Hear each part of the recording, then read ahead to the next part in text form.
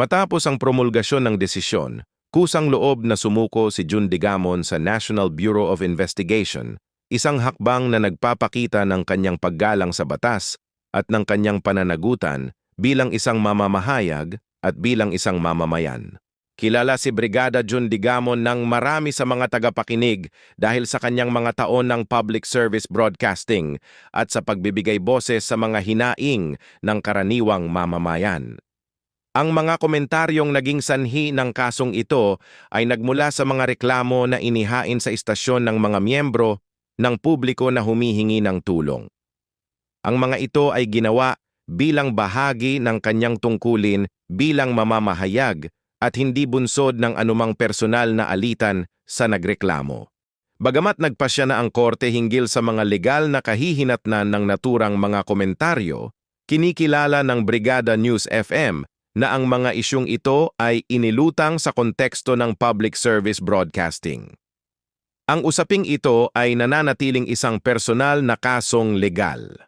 Kasabay nito, nananatiling mulat ang Brigada News FM sa tungkulin nitong pangalagaan ang kapakanan ng mga tao nito habang iginagalang ang batas at ang due process at kinikilala ang mahihirap na realidad na kinahaharap ng mga mamamahayag sa isang demokratikong lipunan. Patuloy na naninindigan ng Brigada News FM sa responsable at makataong pamamahayag, paggalang sa batas at tuloy-tuloy na paglilingkod sa publiko, lalo na sa mga sektor na nasa laylayan ng lipunan na karapat-dapat pakinggan ng may katarungan, dignidad at malasakit.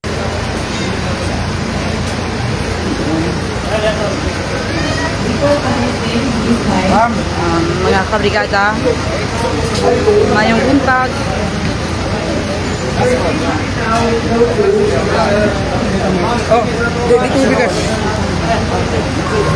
Sunod si Nana si Brigada Jun sa sundan nito.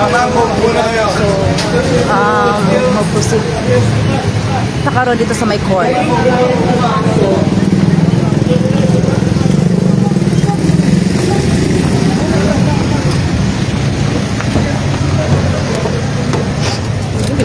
Headlight daw niya. Ha? Headlight.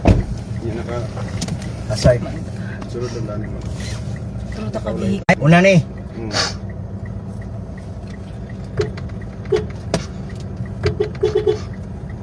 Sir John. Sir!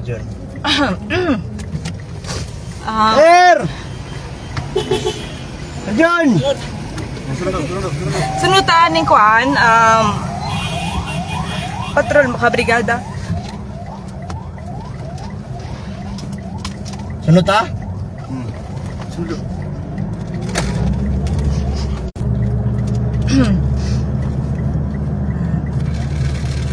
Again, mga kabrigada, maayong buntag. So, hazard ta karon og pinakaulahing vehicles ta aron nga mapadulong ta dito sa korte, mga kabrigada. Gani si Brigada Jun sakay na ng patrol sa NBI.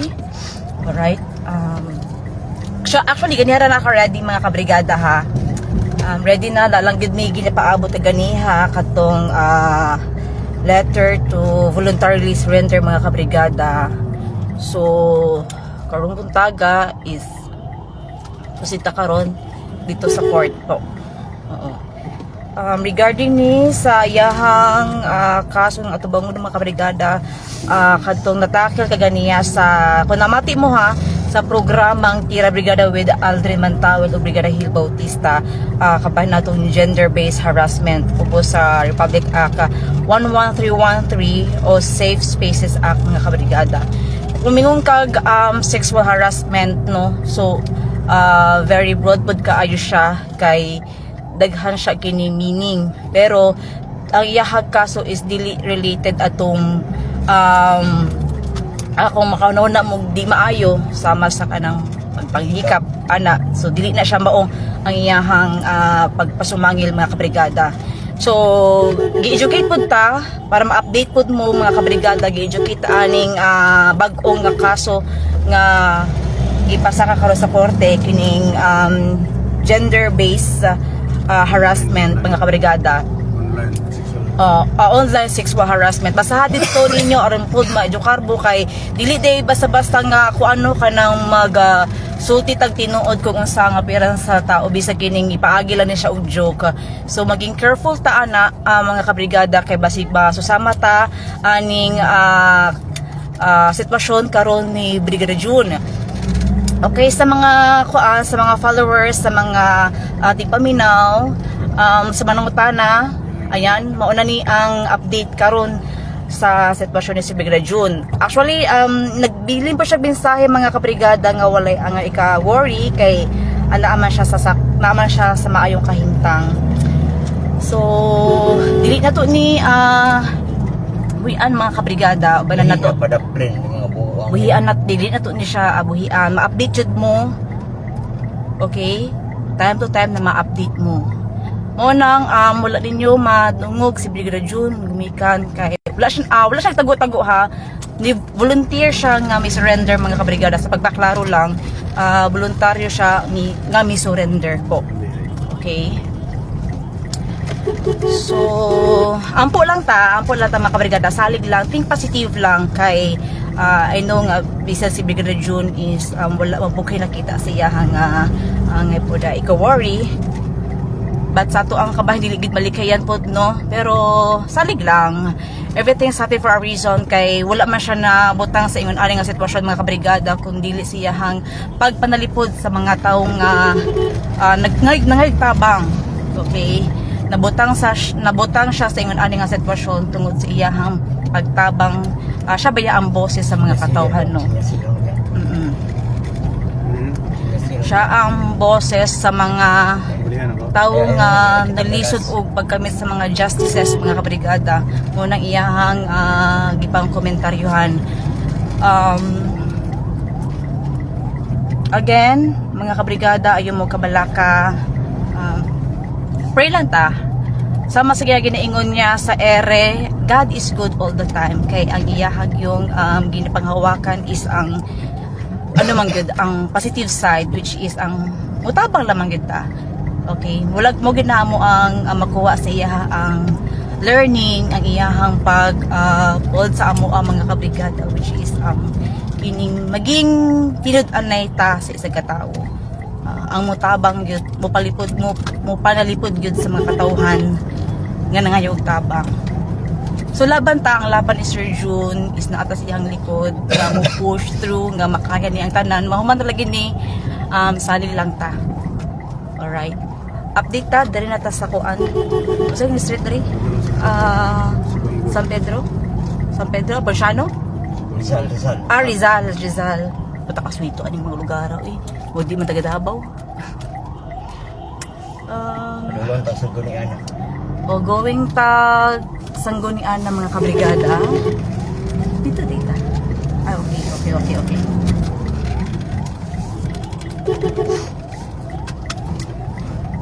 Kinsa man eh. Hello?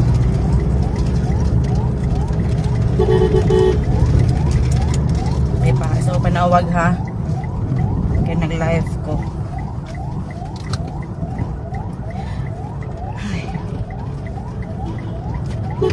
Actually, heavy kasi akong heart ay pero positive ang gihapon gud ka. Sa ang mga worry bitaw mga kabrigada. Kita man akong ano dili man putol-putol no. Hello sa to ang 1,100 live viewers.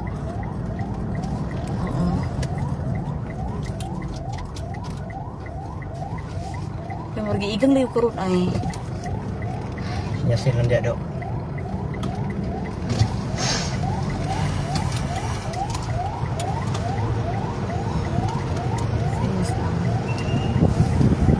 Ikapila ta? Agoy. Kapila kita? Kaopat? Ikaopat nga vehicles, mga kabrigada. Okay. Yes, okay ra gyud makagawas ra lagi laban lang.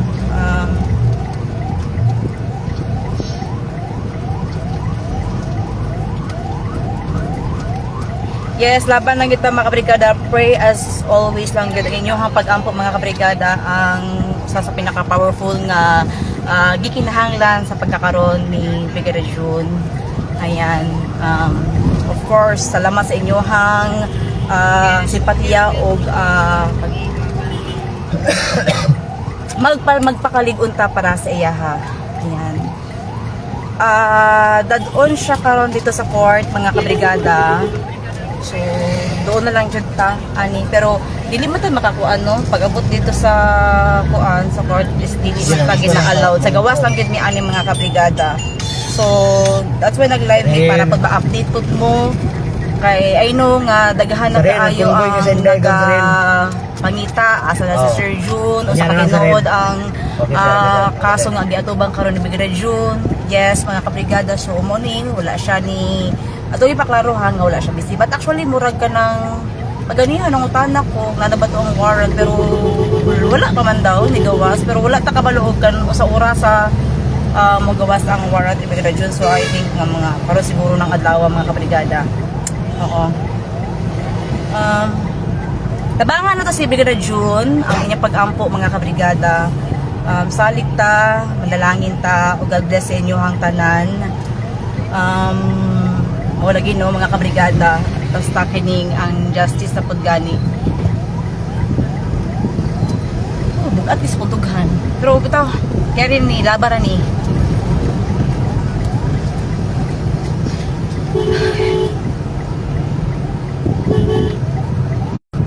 Pasensya kaayo kung ako ang video sa putol-putol kinagdagan manggod mi nag-convoy mi aning sa NBI mga kabrigada ba. Pero doon na lang man ta, doon na lang jud kaayo.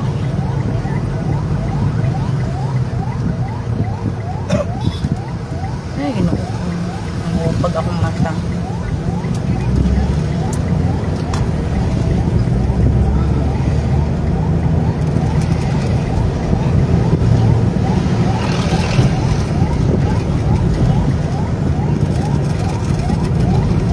Okay mo. Start up ang okay. Sabi ko. Ready na ako idaan.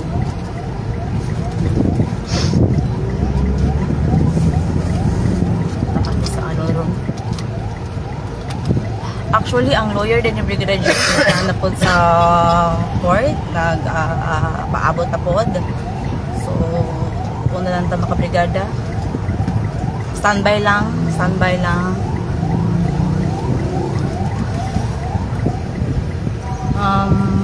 Usbon ko, salamat sa inyong pagsipatiya, sa inyong, I know, nakailan naman gud mo kung saan kinaya ni Brigadier June gud no.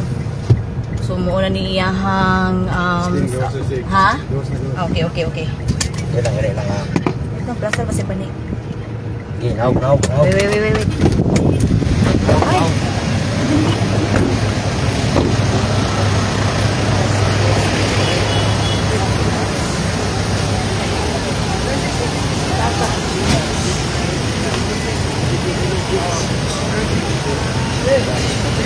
So,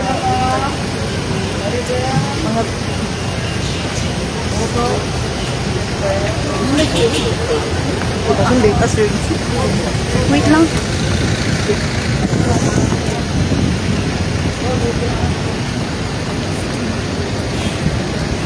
Makasulod pa patakani. So, dahil na, sa All of Justice ng mga kabrigada, so, Brigadier June po, di ba? Dili na, dili na tataman mga kabrigada. Dili na tataman, no? So, dili na taman. Sige, okay lang. So, dili na kita makakuha dito sa sulod mga kabrigada, pasensya kaayo. So, I think karong adlaw po i-file ang kining MR o kining motion for reconsideration mga kabrigada. So, hoping kuan may dagan ani so yung pag-apila niya karong mga kabrigada, I think na doon ay positive nga feedback ani. So, again, wala tayo laing pwede himuon mga kabrigada kundi ang mag-ampo sa kaso karon ni Brigadier June mga kabrigada. Subon ko ha, dili mo ta kasi Brigadier June Muna ito paklaro na, di siya mutakas. Iyaha ito bangon, ang kung sa man ang masakang na imam.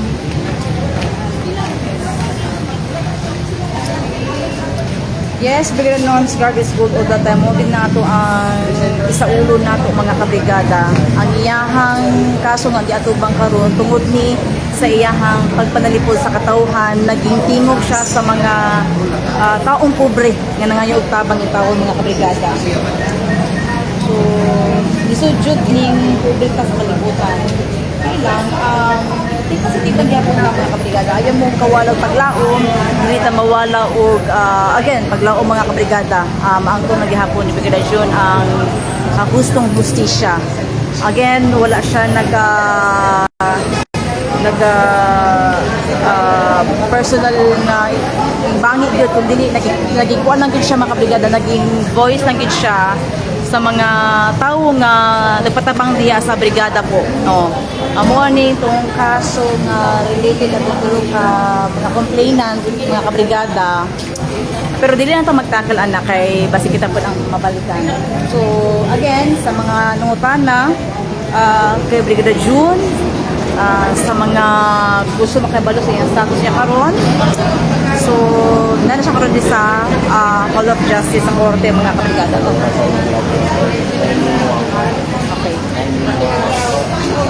Finish na. So, mo lang ito mga kabrigada ha. So, update lang taon-taon ko.